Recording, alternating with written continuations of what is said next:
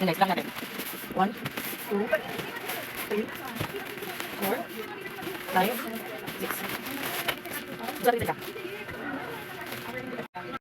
Buksan natin guys isa-isa.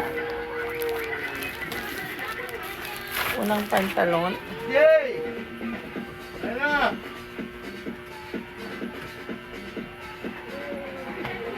Sukatin natin guys. Ang dami.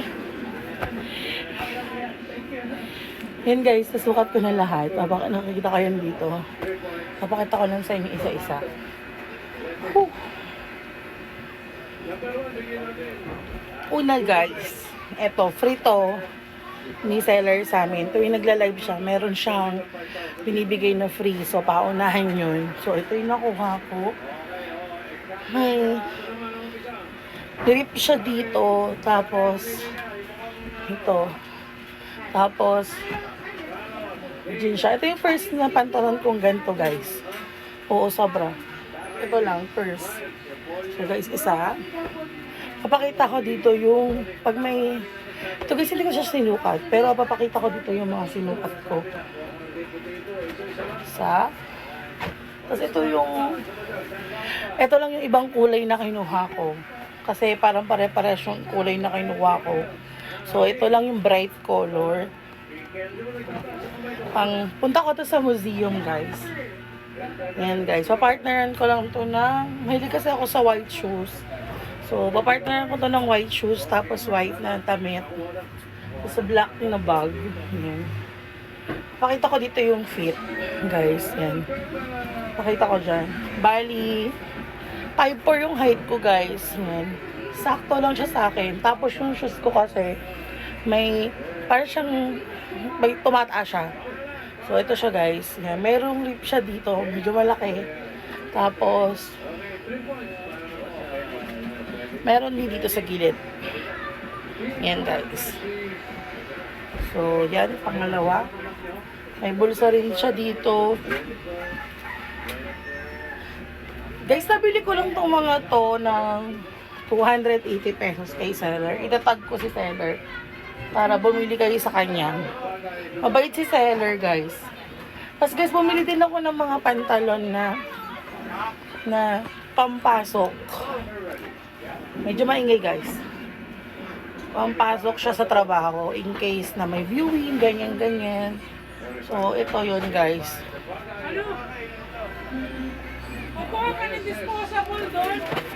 Ayan guys.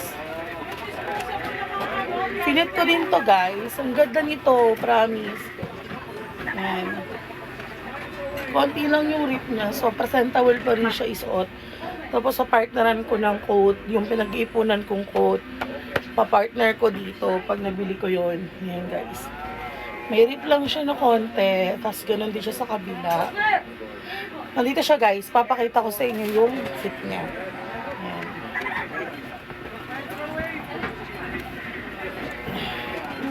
Tapos,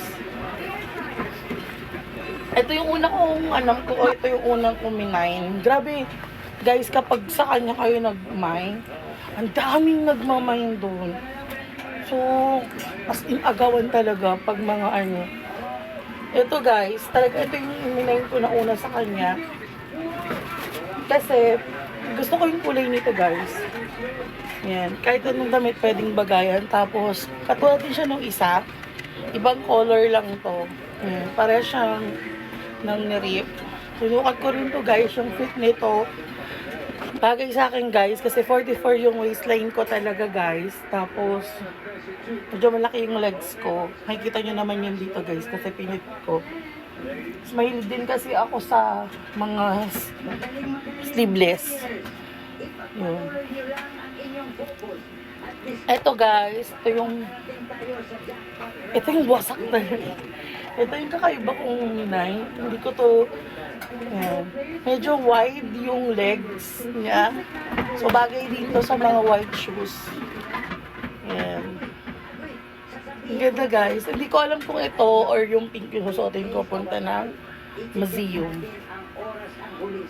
So,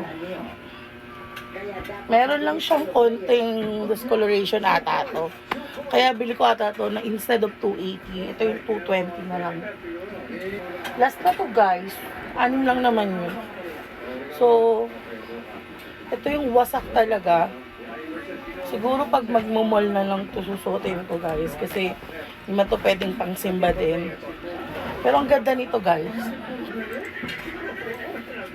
Yan. Yan. Yan. Rip siya. Wasak talaga siya. Yan. Maganda to partneran guys kapag fitted yung damit mo. Yan. Yan. Sobrang presentable yung kabila. Yan. Sobrang presentable ito. Tapos pagdating dito, yan, maganda, wasak.